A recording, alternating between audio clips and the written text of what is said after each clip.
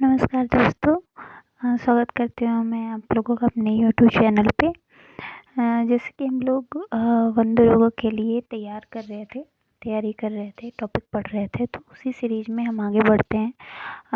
आगे पढ़ते हैं। जो नया टॉपिक है आज का हमारा वो है भारत के वन रिपोर्ट, जो कि 2021 में आए थे। इसमें ये है कि ये बताया गया है कि भारत का कुल वन और वृक्ष आच्छादित जो क्षेत्र हैं वो 21.71% है। कुल वृक्षावरण जो होता है ये टोटल की बात कर रहा है यहाँ पे, ठीक है। कुल वन और वृक्ष आच्छादित जितने क्षेत्र हैं वो 21.71 है। वृक्षावरण अगर हम डिजिट में बात करें तो 95,748 है। वृक्षावरण और वनावरण का कुल क्षेत्र अगर हम ऐड करते हैं तो 24.62 है। वृक्ष जिसमें वनावरण हम पहले ही पढ़ चुके हैं 21.71 है और वृक्षावरण 2.91 है, ठीक है। अब आगे बात करेंगे सर्वाधिक वनावरण वाले राज्य में सबसे ज़्यादा वन का आवरण कहाँ पाया गया है। अगर वनावरण का हम विच्छेद करें तो वन प्लस आवरण, वन से घिरे हुए क्षेत्र, तो वो सबसे ज़्यादा एमपी में है, फिर अरुणाचल प्रदेश में है, फिर छत्तीसगढ़ में है, फिर उड़ीसा में है और फिर महाराष्ट्र में है। और हमें कम से कम 5 तो याद ही रखना है, ठीक है। क्योंकि कभी कभी ये होता है कि एमपी ना डाल करके 4 ऑप्शन दे दिया और उसमें पूछ लिया कि इन चारों में सबसे ज़्यादा वनावरण कौन से राज्य का है। तो सबसे पहले होगा एमपी।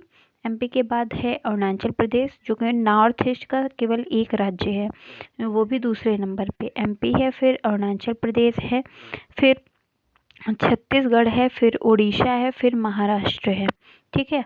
और लेकिन अगर ये प्रतिशतता की बात की जाए तो ये प्रतिशतता के लिए अगर देखें तो ये बदल जाता है, ठीक है। जैसे कि अगर हम प्रतिशतता की बात करें तो नंबर 1 पे आता है मिजोरम, नॉर्थ ईस्ट का एक, फिर आता है नंबर 1 पे चला जाता है मिजोरम प्रतिशतता के आधार पे। और वैसे उसका क्या मतलब होता है, जैसे कि मध्य प्रदेश की अगर बात की जाए तो क्षेत्रफल में भी बहुत ज़्यादा है और फिर उस हिसाब से वनावरण। लेकिन अगर हम प्रतिशतता की बात करते हैं तो इसका ये मतलब हो जाता है कि क्षेत्रफल कम होते हुए भी वहाँ पे वनों की प्रतिशतता ज़्यादा हो, तो बोलते हैं कि वनों की प्रतिशतता उस हिसाब से ज़्यादा हो गई। जैसे उपज की बात की जाती है ना, कहा जाता है जैसे यूपी में उपज बहुत ज़्यादा होती है, लेकिन अगर प्रतिशत उत्पादन की बात की जाए तो उसमें पंजाब बहुत ज़्यादा है, ठीक है। क्यों?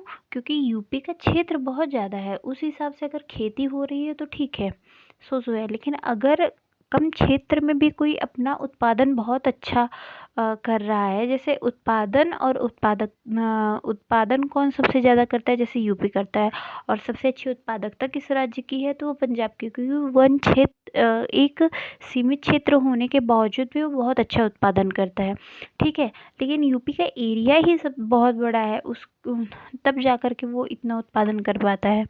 तो यही यहाँ पे भी है कि मिजोरम एक तो एरिया छोटा होने के बावजूद भी वहाँ पे बहुत से पेड़ पौधे हैं, तो इस वजह से अगर प्रतिशतता की बात करेंगे तो मिजोरम पहले नंबर पे है, फिर अरुणाचल प्रदेश दूसरे नंबर पे है।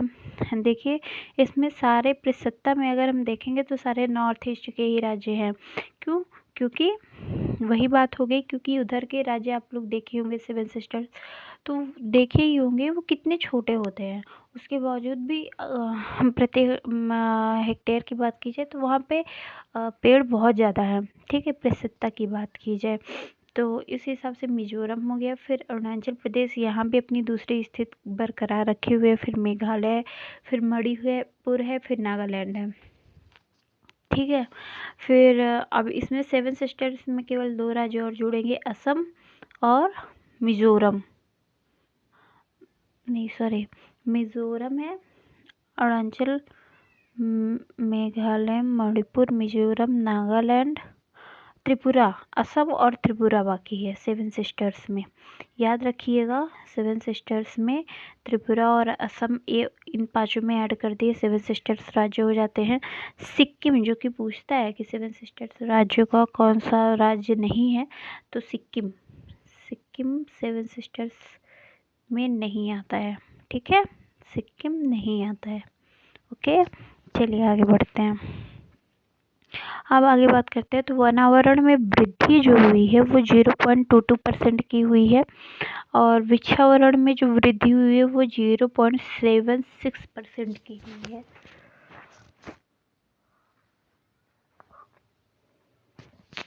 तो वनावरण में वृद्धि ज़्यादा हुई है 0.22% की। अब देखा जाए कि किस राज्य में वनावरण में वृद्धि सबसे ज़्यादा हुई है, तो वो सबसे पहले राज्य है आंध्र प्रदेश। इससे भी क्वेश्चन बनते हैं, बहुत ही इम्पोर्टेंट है। पहला है आंध्र प्रदेश, फिर दूसरा है तेलंगाना। अब देखिए साउथ के ही सारे आएंगे। फिर ओडिशा है, मैप में थोड़ा सा उसको याद करें। फिर कर्नाटक है, फिर झारखंड है, ठीक है। तो एकदम नीचे से स्टार्ट करते हैं, ठीक है। आंध्र प्रदेश हमारा ये जो नीचे वाला पार्ट है इंडिया का, सॉरी कैसे बन गया ये,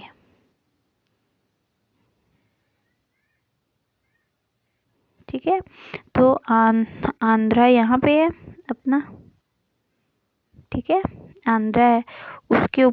आंध्रा के बाद आ जाता है यहाँ पे तेलंगाना, ठीक है। आंध्रा के बाद आ जाता है तेलंगाना, और इसी के जस्ट ऊपर है उड़ीसा, ठीक है। तो तीन तो एक साथ ही हो गए, आंध्रा, तेलंगाना, फिर उड़ीसा, ठीक, ये याद हो गया। फिर आगे चलते हैं तो यहाँ आ जाता है हमारा कर्नाटक, ये भी इसी सीरीज में जुड़ा हुआ है, चौथा राज्य। फिर पांचवा राज्य इस जो उड़ीसा उसके ऊपर है झारखंड। झारखंड है पांचवें नंबर पे। तो इससे अगर हम मैप से याद रखेंगे तो हमें सीक्वेंस भी याद रहेगा कि सबसे पहले आंध्र प्रदेश आ गया, फिर तेलंगाना आ गया, फिर उड़ीसा आ गया, फिर वहाँ से लौट के हम आए कर्नाटक के, फिर कर्नाटक से लौट करके गए हम झारखंड के पास, ठीक है, ठीक। अब याद हो गया। आप लोगों को ऐसे ही याद करना है, 2-3 बार मैप पे मेमोराइज करेंगे तो याद हो जाएगा। अब आगे देखते हैं मैंग्रोवन जानते हैं, है ना। तो मैंग्रोव का क्षेत्रफल जो है 4,992 किलोमीटर स्क्वायर है, और सर्वाधिक मैंग्रोव आच्छादित राज्य पश्चिम बंगाल में है। ये पीसीएस का क्वेश्चन है, ये आ भी चुका है। तो सर्वाधिक मैंग्रोव आच्छादित जो राज्य है वो पश्चिम बंगाल में है। मैंग्रोव आवरण में वृद्धि जो हुई है इस साल, वो मीन्स 2021 में जब किया गया था, तो वो 17 किलोमीटर स्क्वायर थे, ठीक है। अब आते हैं, एक टॉपिक है सामाजिक वानिकी। सामाजिक वानिकी का एक लोगो में एक होता है ना कि स्लोगन दिया जाता है, तो उसका स्लोगन जो उसे परिभाषित करने के लिए दिया गया है वो ये है कि लोगों के लिए, लोगों के द्वारा वानिकी, ठीक। तो लोगों की मतलब सामाजिक वानिकी लोगों की है, ठीक है। अगर हम ही नहीं करेंगे तो वानिकी कहाँ से, वन का लगाएंगे ही नहीं तो क्या। लोगों के लिए बनाए, किसके लिए, क्या ये जंतुओं के लिए किया जाता है या किसी, सब रह लेंगे, सर्वाइव सब कर लेंगे, सबसे ज़्यादा दिक्कत मनुष्यों को ही आएगी। तो ये लोगों के लिए है, और लोगों के द्वारा, हम लोग नहीं लगाएंगे तो क्या गाय भैंस पेड़ पौधे लगाने जाएंगे। हमारा कर्तव्य है ना वानिकी को बढ़ाना, ये सारी चीज़ें करना।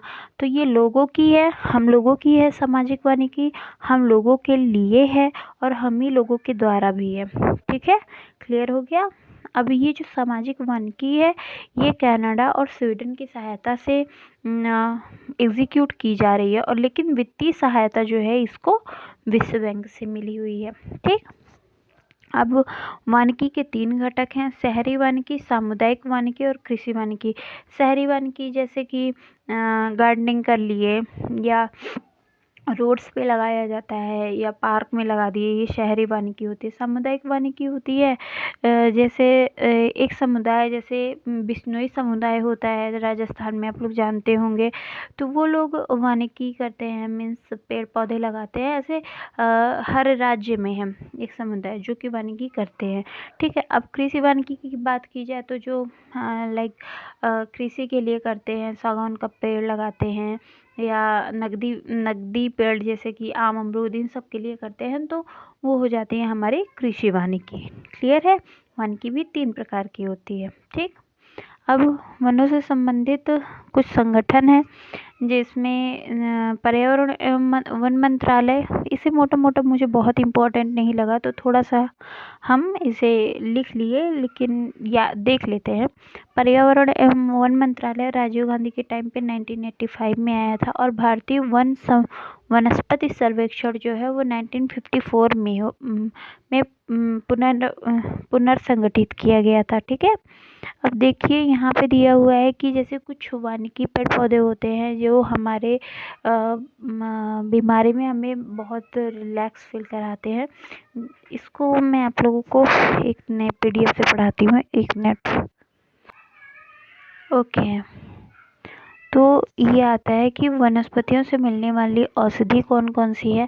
तो कुनैन, ये तो आप लोग बचपन से पढ़ते आ रहे होंगे, बहुत से एग्जाम में भी इसे देखे होंगे। सिनकोना से मिलता है, ये मलेरिया के लिए होता है। आप लूसेंट वगैरह में इनमें भी पढ़ेंगे तो नॉर्मली आपको मिल जाएगा ये। ठीक है, कोकेन जो होता है, कोको, ठीक है, कोको अलग होता है जिससे चॉकलेट वगैरह बनती है। ये पीड़ाहारी और संवेदनहारी होती है। कैफीन जो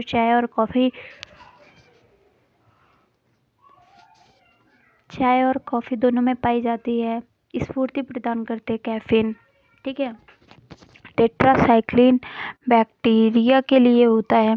ठीक, बैक्टीरिया ये जीवाणु नाशक होता है, एंटीबैक्टीरियल कह सकते हैं। टेट्रासाइक्लिन ये तो आपको याद ही कर। पेनिसिलिन भी जानते हैं, सबसे पहले इसी पे प्रयोग हुआ था। पपैन, ये आ चुका है क्वेश्चन PCS में। पपाया में कौन सा वो पाया जाता है, तो पपैन होता है। इससे डाइजेशन आपका बहुत अच्छा हो जाता है। ठीक है, मार्फिन जो होता है पोस्ता के दाने में होता है। मार्फिन एक अगर मतलब बहुत इसी से वो बनता है ना हमारा अफीम, मार्फिन में होता है। तो इसको बहुत ज़्यादा मात्रा में लेने पे भी समझ ही सकते हैं नुकसान तो करेगा ही। पीड़ाहारी व दर्द निवारक होता है। मेंथॉल, मेंथा से बना होता है, बाहरी त्वचा पर लगाने से। ऑइंटमेंट, जो हम लोग ऑइंटमेंट नहीं करते हैं, क्या कहते हैं उसे, मेंथा की खेती की जाती है हमारे, मेंथॉल की। ठीक है, तो उसकी खेती बहुत जगह की जाती है। इससे बहुत से ऑइंटमेंट मिलते हैं हमारे। ये इंडिया से बाहर भी इनका एक्सपोर्ट होता है। ठीक है, तो यह बाहरी त्वचा पे जैसे जल गया या ऐसी कोई जलन सी हो रही चीज़ें, तो उस पे लगाने के लिए दर्द कम करता है। ठीक, और चौथा है और लास्ट है एस्ट्रोपिन बेलाडोना, ये भी एक पेन किलर है। ठीक, अब क्वेश्चन बनता है भारत के प्रमुख वन संस्थान एवं मुख्यालय। ठीक है, तो सामाजिक वानिकी एवं पारिस्थितिकी पुनर्स्थापन संस्थान जो है वो प्रयागराज में है। फिर भारतीय वनस्पति उद्यान कोलकाता में है। वन आनुवंशिकी एवं वृक्ष प्रजनन संस्थान कोयम्बटूर में है। उष्णकटिबंधीय वानिकी अनुसंधान संस्थान जबलपुर में है। केंद्रीय शुष्क आ गया, जहाँ भी शुष्क आएगा आप जान रहे हैं वो राजस्थान का ही कोई ना कोई जिला होगा, तो वो जोधपुर हो गया। वर्षा एवं आर्द्र पर्णपाती वन संस्थान जोरहाट में है।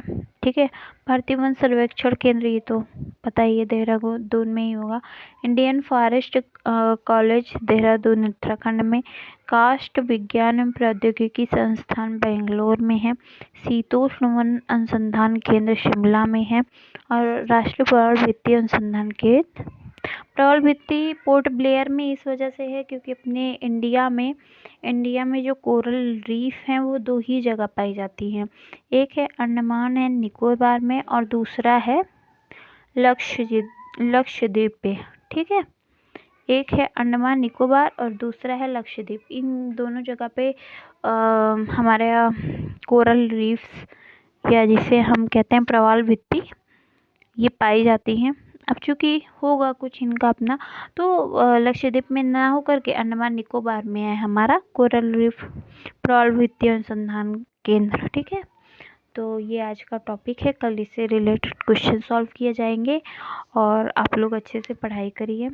ठीक है, मई फर्स्ट वीक में या अप्रैल लास्ट वीक में इसका एग्ज़ाम हो जाएगा। आप लोग सीरियसली इसकी पढ़ाई करिए। ओके, चलिए, फिर कोई भी दिक्कत हो आप लोग कमेंट बॉक्स में लिख दीजिएगा। मैं उस चीज़ का संज्ञान लेकर के और बेहतर वीडियो आप लोगों के समक्ष रखने की कोशिश करूँगी। धन्यवाद।